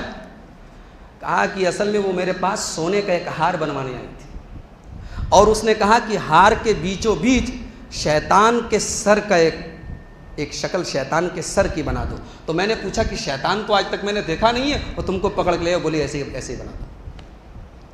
तो जाहिज को उसने शैतान बना डाला। तो जब किसी की बदसूरती की मिसाल देते हैं तो कहते हैं शैतान के जैसा, और खूबसूरती की मिसाल देते हैं तो कहते हैं फरिश्ते के जैसा। तो उन औरतों ने कहा ये तो फरिश्ता है। ज़ुलेखा ने कहा फ़ज़ालिकुन्नल्लज़ी लुमतुन्ननी फ़ी, यही है वो नौजवान जिससे मैं इश्क करती हूँ, जिसके बारे में तुम मुझे बुरा भला कहती हो। और मैं आज खुल्लम खुल्ला कह रही हूँ कि हाँ मैंने इसके ऊपर जाल फेंका है, मैंने इससे गलत काम करने की कोशिश की है, लेकिन इसने अपने आप को बचा लिया है और मैं फिर कोशिश करूंगी, और अगर अब की बार ये नहीं माना तो ये जेल जाएगा। हजरत यूसुफ अलैहिस्सलाम अभी तक एक औरत के फितने के शिकार थे। जरा गौर कीजिए उस सोसाइटी कैसी थी, वो समाज कैसा था, कितना गिरा हुआ समाज था कि उस समाज की हाई सोसाइटी की औरतों का ये हाल है कि वो सब की सब अब हजरत यूसुफ अलैहिस्सलाम के साथ गलत काम करना चाहती हैं, उनके साथ बदकारी करना चाहती हैं। आज का नौजवान गलत काम करने के मौके तलाश करता है, और यहाँ यूसुफ अलैहिस्सलाम की हालत ये है कि मौके उनको तलाश कर रहे हैं और वो औरतें उनको तलाश कर रही हैं। अल्लाह अकबर। एक बाइफ़त नौजवान जिसको अपने किरदार की, अपनी इज्जत की फिक्र हो, अपनी शर्मगाह की फिक्र हो, अपनी नामूस की फिक्र हो, उस नौजवान के जज्बात क्या हो सकते हैं। हज़रत यूसुफ ने बारगाहे इलाही में हाथ उठाए और कहा, रब्बि सिज्नु अहब्बु इलैया मिम्मा यदऊननी इलैहि व इल्ला तस्रिफ अन्नी कैदहुन्ना अस्बु इलैहिन्ना व अकुम मिनल जाहिलीन। ऐ अल्लाह, मुझे जेल जाना गवारा है, मुझे जेल की कोठरी में डाल दे, मगर इन औरतों के फितने से मुझे बचा ले। ऐ अल्लाह, अगर तूने नहीं बचाया तो मैं इनके फितने में पड़ जाऊंगा और मैं भी गलत काम करने वालों में से हो जाऊंगा। अल्लाह कहता है कि यूसुफ ने दिल से दुआ की थी, हमने यूसुफ की दुआ को कबूल किया और यूसुफ अलैहिस्सलाम जेल में पहुंच गए। उस अजीज़ मिस्र ने भी देखा कि मेरा अपनी औरत के ऊपर कोई कंट्रोल है नहीं। बड़े बड़े अधिकारियों और मंत्रियों ने देखा कि हमारी औरतों के ऊपर हमारा कोई कंट्रोल है नहीं। उन्होंने इसी में भलाई समझी कि यूसुफ अलैहिस्सलाम को बेगुनाह, कोई जुर्म नहीं है, कोई गुनाह नहीं है, हज़रत यूसुफ को कैद में डाल दिया। अब हज़रत यूसुफ कहाँ पहुँच गए? जेल में पहुँच गए। ये उनकी ज़िंदगी का तीसरा बड़ा इम्तिहान है। पहले भाइयों ने कुएं में डाला, वहाँ से महल में पहुँचे, महल में औरत ने गलत काम करने का इरादा किया और अब जेल में पहुँच गए, कैद खाने में पहुँच गए। कैद खाने में जब हज़रत यूसुफ पहुँचे तो वहाँ दो लोग और पहुँचे थे। उन दोनों ने हज़रत यूसुफ का चाल चलन देखा, उनका रवैया देखा, उनका बिहेवियर देखा, समझ गए कि हज़रत यूसुफ कोई नेक आदमी है, अल्लाह वाले आदमी है, मुत्तकी आदमी है। तो वो दोनों हज़रत यूसुफ के पास आए और कहने लगे, ऐ यूसुफ, हम लोगों ने ख्वाब देखा है। एक ने कहा कि मैंने ख्वाब देखा है कि मैं अंगूर से उसका शीरा निकाल के शराब बना रहा हूं, और दूसरे ने कहा कि मैंने ख्वाब देखा है कि मैं अपने सर पे रोटी की टोकरी लादे हूं, टोकरी के अंदर रोटी है और चिड़िया परिंदे आ रहे हैं, रोटी निकाल निकाल के खा रहे हैं। तो अगर तुम ख्वाब की ताबीर बता सकते हो ऐ यूसुफ, तो हमें ज़रा इस ख्वाब की ताबीर बता दो। हज़रत यूसुफ ने कहा, मेरे भाइयों, मैं ज़रूर तुम्हें ख्वाब की ताबीर बताऊंगा। तुम्हारा खाना आने वाला है, तुम्हारी टिफ़िन आने वाली है जेल के अंदर, तुम्हारा खाना आने से पहले मैं तुम्हारे ख्वाब की ताबीर बता दूंगा। मगर मैं एक इम्पॉर्टेंट बात बताना चाहता हूँ, एक अहम बात बताना चाहता हूँ, ज़रा उसको भी सुन लो। इन्नी तरक्तु मिल्लत कौमिन ला युमिनून बिल्लाह। ऐ मेरे भाइयों, मैं ऐसी कौम को छोड़ के आ रहा हूँ जो अल्लाह के ऊपर ईमान नहीं रखती। वहुम बिल आखिरत हुम काफिरून, जो आखिरत का इनकार करती है। हज़रत यूसुफ अलैहिस्सलाम जेल की तारीकी में, जेल की कोठरी में अल्लाह की तौहीद की दावत देने लगे। उन दोनों कैदियों ने अपना मसला पेश किया था, अपना ख्वाब पेश किया था, ताबीर पूछने आए थे। हज़रत यूसुफ अलैहिस्सलाम ने मौके को गनीमत जाना और तौहीद का पैगाम देने का एक अच्छा मौका समझा और कहा कि ये बताओ मेरे साथियों, अरबाब मुतफर्रिकून खैरुन अमिल्लाहुल वाहिदुल क़हार, तुम लोग बादशाह के महल में काम करते थे, ये बताओ कि एक मालिक की ग़ुलामी बेहतर है या बहुत सारे मालिकों की ग़ुलामी बेहतर है? किसकी ग़ुलामी बेहतर है?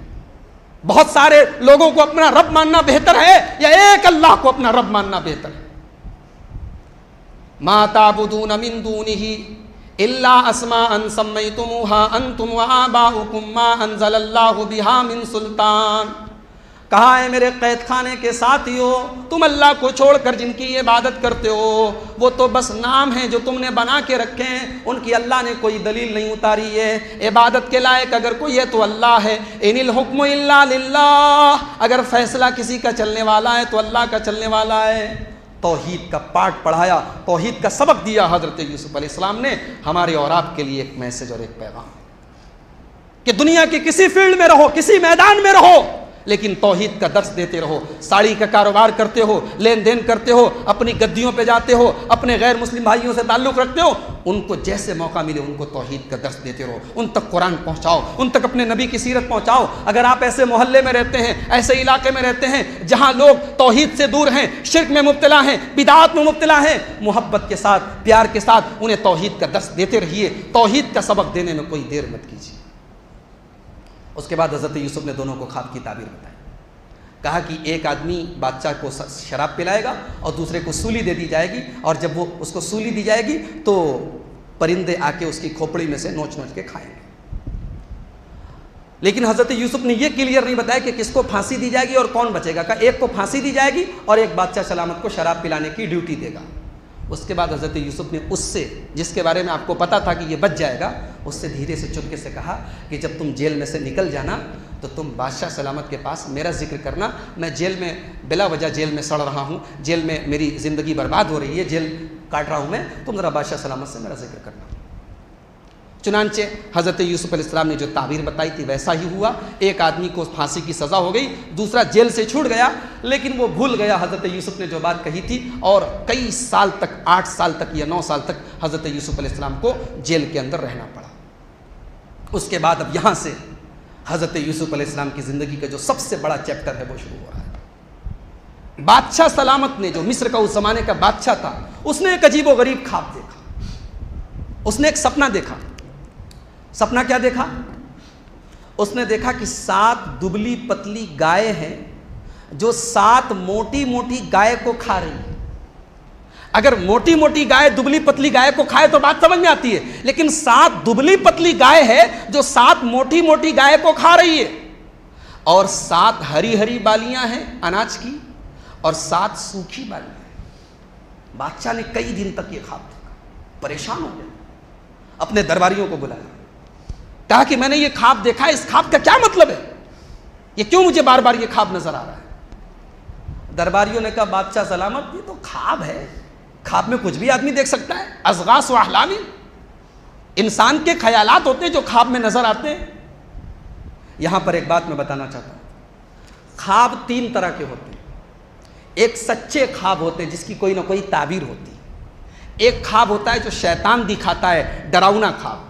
अगर ऐसा ख्वाब कभी आ जाए तो अल्लाह के रसूल का हुक्म है कि आदमी बाएं तरफ बिस्तर पे अगर सोया है औज़ु बिल्लाहि मिनश शैतानिर रजीम पढ़ दे और बाएं तरफ थूक दे, मगर ध्यान से थूके। अगर बीवी लेटी हो तो ना थूके, अगर बीवी लेटी हो तो उधर ना थूके, वरना फिर लेने के देने पड़ गए। तो दूसरा ख्वाब होता है शैतानी ख्वाब। और तीसरा ख्वाब क्या होता है? तीसरा ख्वाब जो होता है वो इंसान जो सोचता है, उसके जो ख्यालात होते हैं वो ख्वाब में देखता है। तो दरबारियों ने कहा बादशाह सलामत, ख्वाब है, ख्वाब की क्या औकात है, आप काहे इतना परेशान है? लेकिन वो जो बादशाह को शराब पिलाता था उसने कहा 1 मिनट, मेरे पास एक आदमी है, मैं बताता हूं आप लोगों को इस ख्वाब के बारे में। अब वो आता है सीधे जेल में, और जेल में आता है और पता करता है यूसुफ अलैहिस्सलाम किस बैरक में है। यूसुफ अलैहिस्सलाम के बैरक में पहुंचता है और डायरेक्ट बात शुरू कर देता है, कहता है ए यूसुफ, ए सच्चे, हम एक ख्वाब की ताबीर आपसे पूछने आए हैं। ख्वाब ये है कि 7 दुबली पतली गाय 7 मोटी मोटी गाय को खा रही है, और 7 हरी बालियां हैं और 7 सूखी बालियां हैं, जरा इस ख्वाब की ताबीर बता दीजिए। अगर हम और आप होते तो पहले तो चप्पल उठा के उसकी पिटाई करते कि तुम आज आए हो मुझसे ख्वाब की ताबीर पूछने, मैंने तुमसे कहा था कि तुम रिहा हो जाओ, तुम इतने साल तक मैं जेल के अंदर, जिंदगी मेरी बर्बाद हो रही है, तुम कभी पलट के मेरी खैरियत लेने नहीं आए और आज ख्वाब की ताबीर पूछने आए हो। मगर हजरत यूसुफ जितने बड़े पैगंबर थे उतना ही ऊंचा उनका अखलाक था, उन्होंने पलट के कोई शिकवा नहीं किया। उसने इतना इंपॉर्टेंट ख्वाब पूछा था, हजरत यूसुफ अलैहिस्सलाम ने फौरन ख्वाब की ताबीर बताई। कहा कि देखो, तज़रऊन सबअ सनीन दाबा, 7 साल तक तुम लोग खेती करोगे, खूब खेती करना, खूब पैदावार होगी। फमा हसदतुम फज़रूहु, तो जितनी खेती होगी, अनाज जितना पैदा होगा, अनाज बस थोड़ा सा खाने भर का खा लेना, और बाकी अनाज को बाली के अंदर स्टोर करके रखना, अनाज को बाली से निकालना नहीं। क्यों?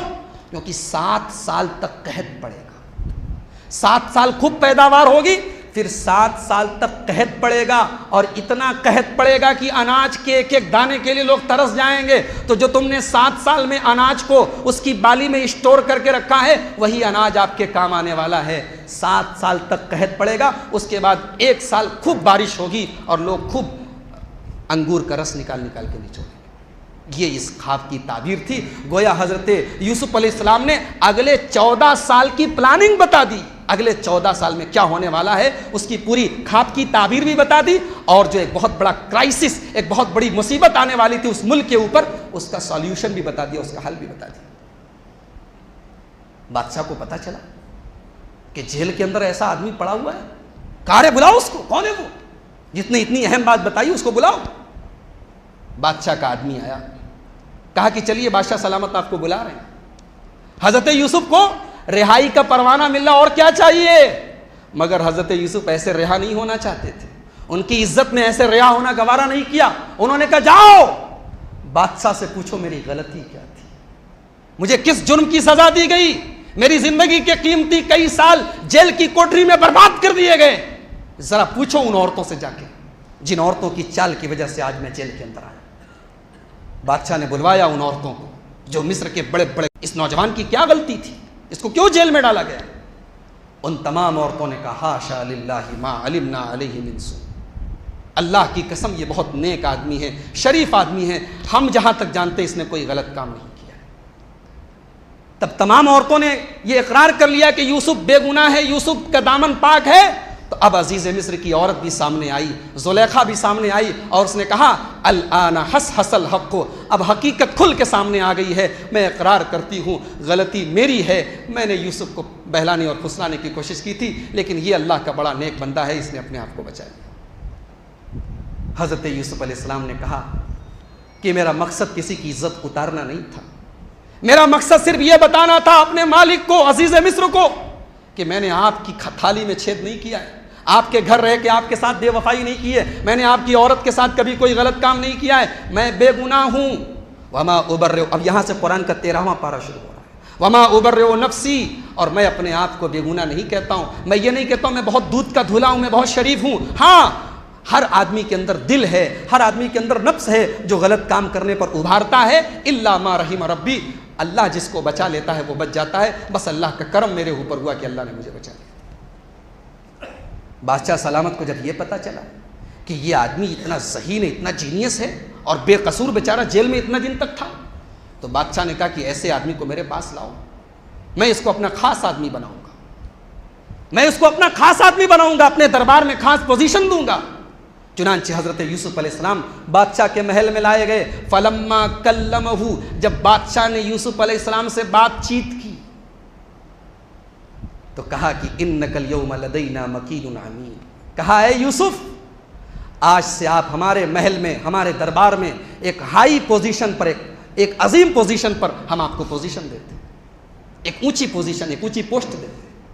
इससे पता चला कि किसी मदरसे में अगर कोई मुदर्रिस रखा जाए, किसी कंपनी में कोई मुलाजिम रखा जाए तो इंटरव्यू लिया जाए, पहले बातचीत की जाए, इसलिए कि सिर्फ डिग्री की बदौलत किसी को काम पे नहीं रखा जा सकता है, उससे इंटरव्यू भी लेना चाहिए। इंटरव्यू और बातचीत के बाद क्लियर होता है कि आदमी की सलाहियत कितनी है।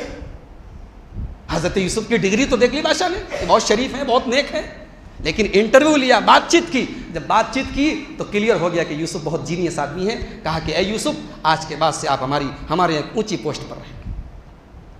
हजरत यूसुफ ने कहा बादशाह सलामत, मेरी एक रिक्वेस्ट है, गुजारिश। का क्या? कहा मैं चाहता हूं कि आप मुझे खाद्य मंत्री बना दीजिए, मुझे फूड मिनिस्टर बना दीजिए, मुझे वजीर खुराक बना दीजिए। अगले 7 सालों तक मेरी बड़ी ज़रूरत पड़ेगी, अनाज को कैसे स्टोर करना है कि वो अगले 7 साल तक काम आए, ये काम मैं कर सकता हूँ, मैं जानकार हूँ, इन्नी हफीजुन अलीम, मुझे पता है कि अनाज को कैसे स्टोर किया जाता है, अनाज को कैसे बचाया जाता है। इससे एक सबक मिला कि ओहदा मांगना नहीं चाहिए, कुर्सी मांगनी नहीं चाहिए, लेकिन अगर ये डर हो कि मैंने ओहदा नहीं मांगा तो उस कुर्सी और ओहदे पर नालायक लोग आ जाएंगे, तो ऐसे माहौल में कुर्सी मांगी भी जा सकती है, ओहदा मांगा भी जा सकता है। अगर ये पता हो कि अगर ये ओहदा मैंने कबूल नहीं किया तो नालायक लोग इस ओहदे पर आ जाएंगे और ऐसे लोग आ जाएंगे जो इस ओहदे का सही इस्तेमाल नहीं करेंगे, ऐसे माहौल में ओहदा मांगा भी जा सकता है। हजरत यूसुफ ने कहा मुझे वजीर खजाना बना दीजिए।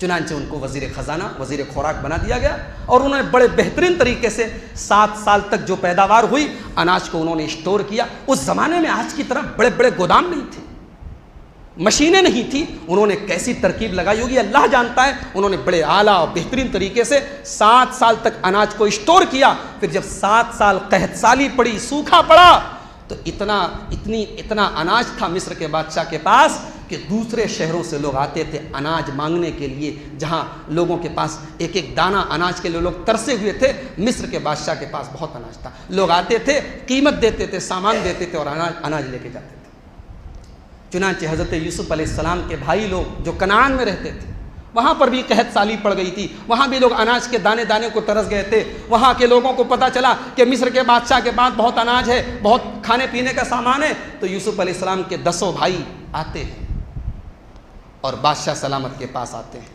हज़रत यूसुफ अलैहिस्सलाम अपने भाइयों को पहचान लेते हैं। भाइयों ने उनको नहीं पहचाना, इसलिए कि भाइयों ने जब कुएं में डाला था तो 8 या 9 साल के थे। आज यूसुफ अलैहिस्सलाम जवान हो चुके, हट्टे कट्टे हो चुके हैं। भाइयों ने नहीं पहचाना, लेकिन हज़रत यूसुफ ने अपने भाइयों को पहचान लिया। तो पूछा कि आप लोग कितने भाई हैं? कहा कि हम लोग टोटल 12 भाई थे। एक भाई हमारा जंगल में खो गया, पता नहीं कैसे खो गया। एक भाई हमारा है वो बिन्यामीन, वो हमारा बाप उससे बड़ी मोहब्बत करता है, उसको कहीं जाने नहीं देता। हम लोग 10 भाई हैं। तो हज़रत यूसुफ ने कहा कि एक काम करो, अगली बार जब आना तो अपने भाई बिन्यामीन को भी लेके आना, तो मैं 10 लोगों का अनाज दूंगा और उसका भी अनाज दूंगा, और अगली बार अगर उसको लेके नहीं आए तो तुमको भी अनाज नहीं दूंगा, उसको भी नहीं दूंगा। तो भाइयों ने कहा कि अरे साहब, मंत्री जी, वज़ीर साहब, अजीज़ मिस्र साहब, असल में हमारे बाप जो है वो भाई को कहीं जाने नहीं देते हैं। अच्छा ठीक है, हम लोग कोशिश करेंगे, अपने बाप से कहेंगे, मनाएंगे, हम लोग कोशिश करेंगे अपने भाई को लेके आएंगे। उसके बाद जब ये लोग जाने लगे तो हज़रत यूसुफ ने अपने आदमियों से कहा कि एक काम करो, ये लोग जो कीमत लेके आए, जो सामान लेके आए, जिस सामान के बदले ये अनाज लेके जा रहे हैं, इनका सामान वापस डाल दो, इनका जहाँ बोरा वगैरह है उसी में डाल दो। अब ये लोग अपना सामान लेके पहुँचे, वापस अपने घर आए, कनान में आए, अपने बाप के पास आए, हज़रत याकूब के पास, और कहने लगे, अब्बा जान, इस साल तो हमें अनाज मिल गया है, मगर अजीज़ मिस्र ने कहा है कि अगले साल से हमें अनाज नहीं मिलेगा। कहा क्यों? कहा कि उसने कहा कि तुम जो एक भाई को लेके नहीं आए हो, उसको लेके आओगे तब अनाज मिलेगा। हज़रत याकूब ने कहा, अच्छा, दूध का जला छाछ भी फूंक फूंक के पीता है। एक लड़का मैंने खो दिया है, तुम दूसरे को भी चाहते हो कि लेके चले जाओ?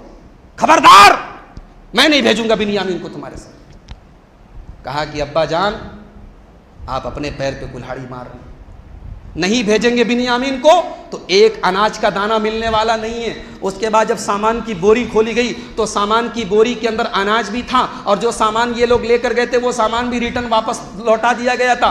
कहा, अब्बा जान, अब और क्या चाहिए? हाज़िही बिज़ाअतुना रुद्दत इलैना व नमीरु अहलना व नहफ़ज़ु अखाना व नज़दादु कैल बईर। कहा, अब्बा जान, अब और क्या चाहिए? हम अपने भाई की हिफाजत भी करेंगे, सामान भी हमारा वापस मिल गया है, इतना नेक आदमी, इतना नेक बादशाह तो मिलेगा नहीं, अगली बार अपने हमारे भाई बिन्यामीन को भेजना पड़ेगा। हज़रत याकूब ने कहा कि अल्लाह की कसम, मैं नहीं भेजूंगा, लन उरसिलहु माक, मैं नहीं भेजूंगा। हाँ, एक कंडीशन पर भेजूंगा, तुम सब मिल करके अल्लाह का नाम लेकर ये वादा करो, ये अहद करो कि तुम लोग बिन्यामीन को वापस लेकर आओगे। हाँ, अगर कहीं घेर के दुश्मन तुम सबको खत्म कर दे अलग बात है, वरना अगर जिंदा रहोगे तो बिन्यामीन को लेकर आना पड़ेगा। तुम अल्लाह का नाम लेके एग्रीमेंट करो, वादा करो, तब मैं बिन्यामीन को तुम्हारे साथ भेजूंगा। चुनांचे भाइयों ने अल्लाह का नाम लेके वादा किया कि हम वादा करते हैं हम बिन्यामीन को लेकर आएंगे। उसके बाद हज़रत याकूब ने कहा, देखो तुम लोग 11 भाई हो और सब खूबसूरत थे, हट्टे कट्टे थे। कहा, तुम लोग जब जाना मिस्र में तो एक ही गेट से मत जाना, अलग अलग गेट से जाना, अलग अलग दरवाजे से जाना, कहीं नज़र न लग जाए। इसका मतलब ये हुआ कि नज़र लगती है, लिहाजा बच्चों की तस्वीरें फेसबुक पे डालने से पहले सोच लें आप। हर तरीके के लोग दुनिया में रहते हैं, व्हाट्सएप पर अपने बच्चे की तस्वीर व्हाट्सएप पर प्रोफाइल लगाने के पहले सोच लें, नज़र लगती है। अल आइनु हक़्क़ुन, नज़र बरहक है और नज़र लग सकती है। हज़रत याकूब अलैहिस्सलाम को डर महसूस हुआ कि कहीं नज़र न लग जाए। कहा, एक गेट से नहीं जाना, अलग अलग गेट से जाना। अल्लाह कहता है नज़र तो लगती है, और नज़र से बचने की दुआ भी बताई गई। अल्लाह के प्यारे नबी अपने नवासे हसन और हुसैन को पढ़ के दम करते थे, ओ ईज़ुकुमा बिकलिमातिल्लाहि ताम्मा मिन कुल्लि शैतानिन व हाम्मा व मिन कुल्लि ऐनिन लाम्मा। ये दुआ है नज़र से बचने की, ये हम लोग याद कर लें, अपने बच्चों को पढ़ के दम करना चाहिए। नज़र की दुआ भी बता दी गई, इलाज भी बता दिया गया, मगर अगर अल्लाह ने आपके मुक़द्दर में लिखा है तो नज़र लग जाए। अल्लाह ने कहा कि याकूब के दिल की एक तमन्ना थी जो याकूब ने पूरी कर ली, वरना अगर नज़र लगने ही वाली थी तो अल हज़रु ला यसरिफुल क़दर, इंसान लाख एहतियात कर ले, जो तकदीर में लिखा है वो होकर रहता है। चुनांचे ये सब भाई पहुँचे हज़रत यूसुफ के पास। अल्लाह अकबर, हज़रत यूसुफ ने अपने सगे भाई बिन्यामीन को देखा बरसों के बाद। अच्छा, वहाँ बादशाह का दस्तूर था, एक कमरे में 2 लोग ठहरते थे, तो 10 भाई 2-2 करके सब अलग अलग कमरे में ठहर गए। अब बिन्यामीन बेचारे अकेले कमरे में थे। हज़रत यूसुफ गए अपने भाई बिन्यामीन को और जाके गले लगा लिया। अल्लाह, कई सालों के बाद बचपन में जुदा हुए थे, आज जवान हो चुके हैं दोनों भाई। दोनों गले मिलके खूब रोए, खूब रोए। भाई भाई से आज गले मिल रहा है। और हज़रत यूसुफ ने कहा कि मैं आपका भाई यूसुफ हूँ, मेरे बड़े भाई बिन्यामीन, मैं आपका छोटा भाई यूसुफ हूँ, और आप परेशान न होइए। भाइयों ने जितनी चालें चलनी थी चल ली, अब आप देखते चले जाइए। उसके बाद जब सबको अनाज दे दिया तो हज़रत यूसुफ ने अपने एक आदमी से कहा, एक सोने का बर्तन था जिससे अनाज को नाप के दिया करते थे, उस सोने के बर्तन को बिन्यामीन के झोले में डलवा दिया। और जब ये लोग जाने लगे तो हज़रत यूसुफ की तरफ से आवाज़ दी गई, एक मुनादी ने आवाज़ दी, ए काफिले वालों, इन्नकुम लसारिकून, तुम लोग चोर हो क्या, चोरी करके जा रहे हो? हज़रत यूसुफ के भाइयों ने कहा, क्या बात है, हम पर चोरी का इल्ज़ाम लगा रहे हो, क्या किया हमने? कहा, चोरी का इल्ज़ाम इसलिए लगा रहे हैं कि बादशाह सलामत का एक सामान गायब है। कहा, क्या सामान गायब है? कहा, वो जो अनाज को नापने का बर्तन था सोने का, सुवाउल मलिक, वो नज़र नहीं आ रहा है। कहा कि हम लोग तो बहुत शरीफ लोग हैं, नेक लोग हैं, हम लोग चोर नहीं हैं। कहा, अगर पकड़े गए तो क्या सज़ा है तुम्हारे मुल्क में क्या सज़ा है चोर की? कहा, हमारे यहाँ चोर की सज़ा ये है कि अगर हमने सामान आपका चुराया है तो हम आपके ग़ुलाम बन जाएंगे, आप हमको रख लीजिएगा। चुनांचे सब के सामान की तलाशी की और सबसे लास्ट में बिन्यामीन के सामान की तलाशी की गई। बिन्यामीन के झोले में से निकल गया वो सामान। कहा कि देखो तुमने चुराया है कि नहीं, तो देखो तुमने चोरी की है।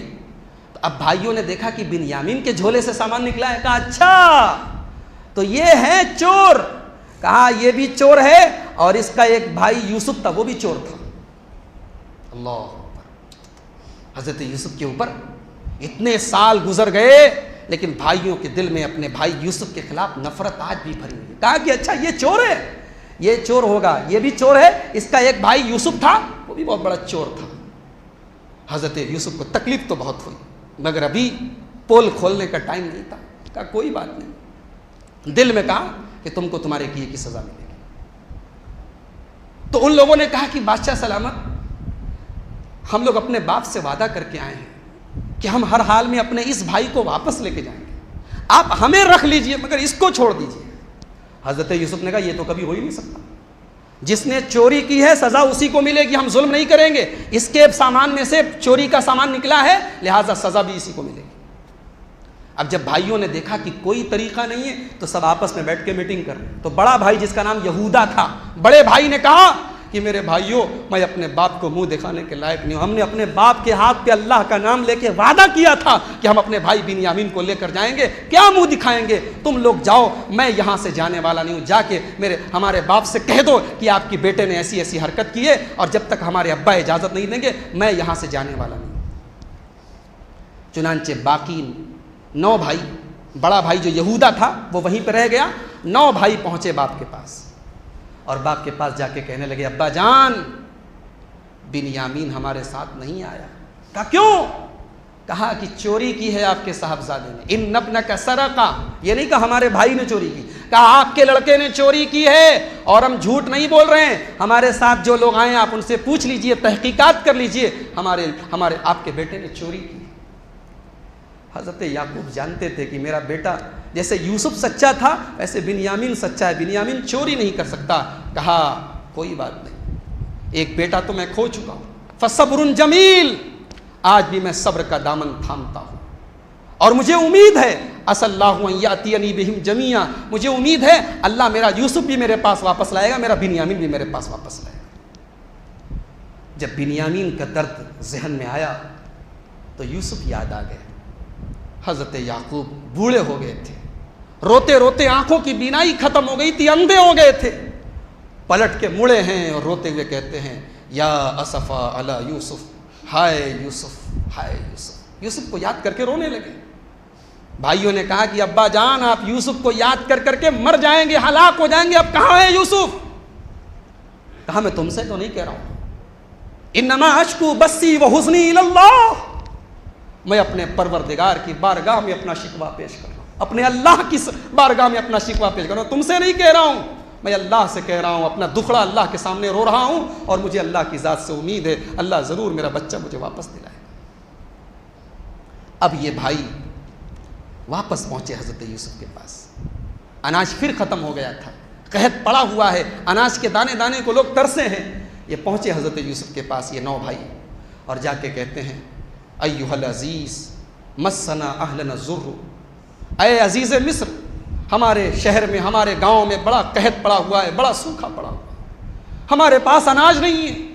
अय अज़ीज़ मिस्र, हमारे पास इतना सामान भी नहीं है कि हम आपको दे करके अनाज ले सकें।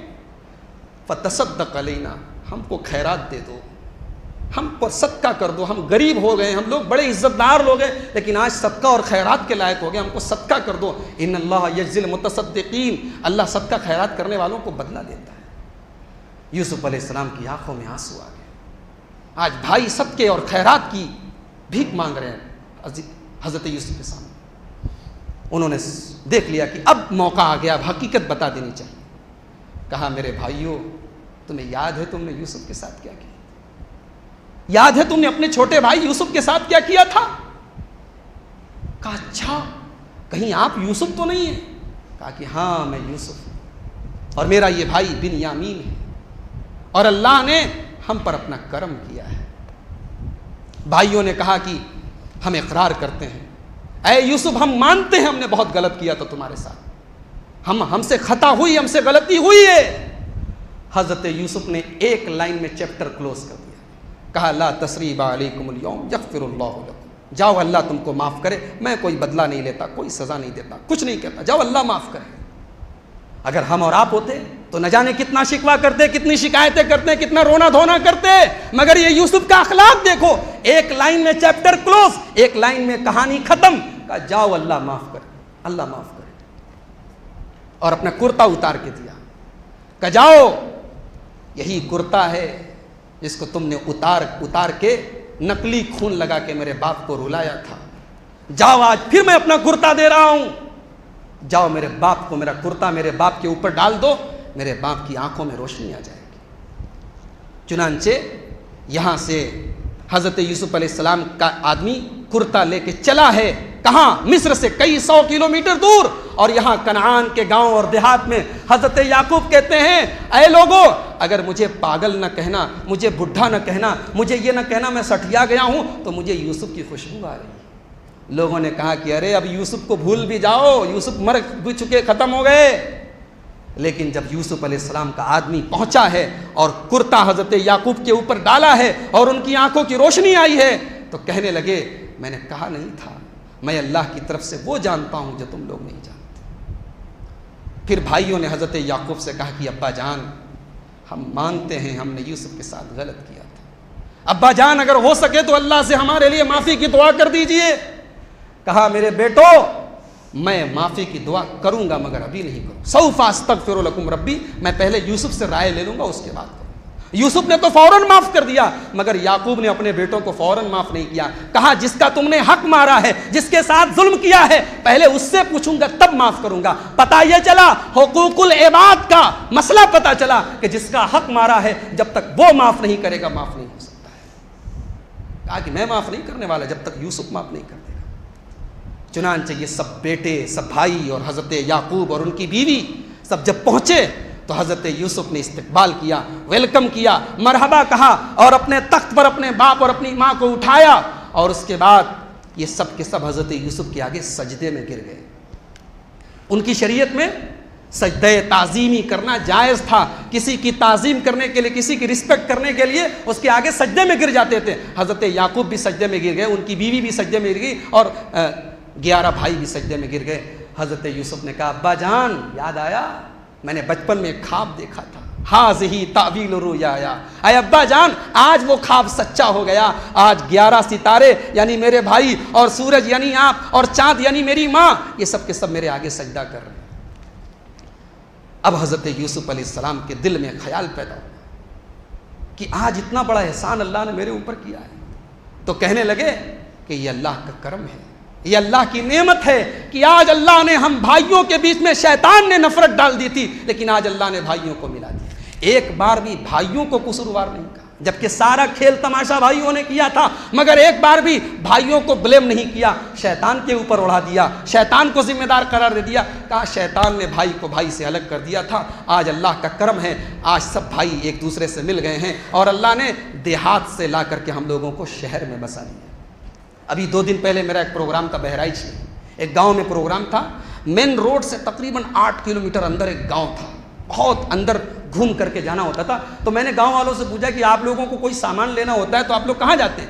कहा कि हम लोग सड़क पे जाते हैं, रोड पे 8 किलोमीटर चल के रोड पे जाते हैं, तब कोई सामान मिलता है। शहर में रहना जहाँ हर तरीके की सहूलत मौजूद हो, ये अल्लाह की बहुत बड़ी नेमत है मेरे भाई। ज़रा उनसे पूछो जो बेचारे देहात में रहते हैं, जिनके पास बहुत सारी सहूलियात नहीं हैं। हज़रत यूसुफ ने कहा कि अल्लाह ने हमको देहात से ला के, सहराओं से ला करके इस शहर में बसा दिया है। उसके बाद हज़रत यूसुफ ने दुआ की, रब्बे क़द आतैतनी मिनल मुल्की व अल्लमतनी मिन तावीलिल अहादीस, ऐ परवरदिगार आज तूने मुझे बादशाहत दी है, मुझे ख्वाबों का इल्म दिया है। ऐ अल्लाह मैं तुझसे दुआ करता हूँ, तवफ़नी मुस्लिम व अलहिक़नी बिस्सालिहीन, मुझे मुसलमान बना के दुनिया से उठाना और मुझे नेक लोगों में शामिल कर लेना। यहाँ से हज़रत यूसुफ अलैहिस्सलाम का वाक़या ख़त्म हो जाता है। मैंने बहुत इख्तिसार के साथ आपके सामने बयान करने की कोशिश की है। मेरे भाइयों, इस वाक़े के अंदर हमारे लिए सैकड़ों इबरत और नसीहत के मोती हैं। एक भाई के लिए भी है कि अपने भाई के साथ कभी ऐसा काम न करें जो यूसुफ के भाइयों ने उनके साथ किया था, और एक उस भाई के लिए कि अगर कभी कोई भाई आपके साथ नाइंसाफ़ी कर दे तो आपका सीना भी यूसुफ के जैसा हो जाए। एक बाप के लिए नसीहत है कि कभी भी वो गलती मत कीजिएगा जो हज़रत याकूब ने किया था। एक शौहर के लिए नसीहत है कि कभी वो गलती मत कीजिएगा जो ज़ुलेखा के शौहर ने की थी। और एक बीवी और एक औरत के लिए नसीहत है कि अपने कैरेक्टर और किरदार की हिफाजत करे। समाज के हर तबके के लिए नसीहत है इस वाक़े के अंदर। आइए हम अल्लाह से दुआ करें, अल्लाह ताला हमें हज़रत यूसुफ के इस वाक़े से इबरत और नसीहत हासिल करने की तौफ़ीक़ अता फ़रमाए। अल्लाह ताला हमारे नौजवानों को हज़रत यूसुफ की तरह अपने किरदार की हिफाजत की तौफ़ीक़ अता फ़रमाए। अल्लाह ताला हम सबको, हमारी माओ बहनों को, हमारे नौजवान साथियों को, सबको अपनी इज़्ज़त व आबरू और अपनी शर्मगाह की हिफाजत की तौफ़ीक़ अता फ़रमाए। अल्लाह ताला हमें इसी तरीके से कुरान और सुन्नत को सुनने के लिए जमा होने की तौफ़ीक़ अता फ़रमाए। ये आज का प्रोग्राम जमीयत जो हमारी इलाकाई जमीयत है उसकी मातहती में हुआ है। हम दुआ करते हैं जमीयत के हक़ में, अल्लाह इसी तरीके से जमीयत को और मुतहर्रिक बनाए। जो नौजवान इस जमीयत से जुड़े हैं अल्लाह उनको मज़ीद दीनी काम करने की तौफ़ीक़ अता फ़रमाए। अल्लाह हम सबको रियाकारी से बचाए, अल्लाह हमें तकब्बुर से बचाए, अल्लाह हमें इखलास की दौलत से माला माल करे। हम रमज़ान का महीना अभी गुज़रा है, ज़्यादा अरसा नहीं हुआ है, आज मस्जिदों में फिर से नमाजियों की तादाद कम हो गई है। आइए हम दुआ करें अल्लाह हमारे दिलों को अपनी इबादत की तरफ फेर दे। जो हम में से रमज़ान के बाद मस्जिदों से दूर हो गए हैं अल्लाह उनको फिर से मस्जिदों में ला दे, उनको फिर से नमाजी बना दे। जो नमाजी हैं अल्लाह उनकी नमाज़ों में इखलास पैदा फरमा दे। रब्बुल आलमीन हमारे रोज़ी रोटी में बरकत अता फ़रमाए। कारोबार में जो मसाइल हैं, जो परेशानियाँ हैं, अल्लाह उन परेशानियों को दूर फरमाए।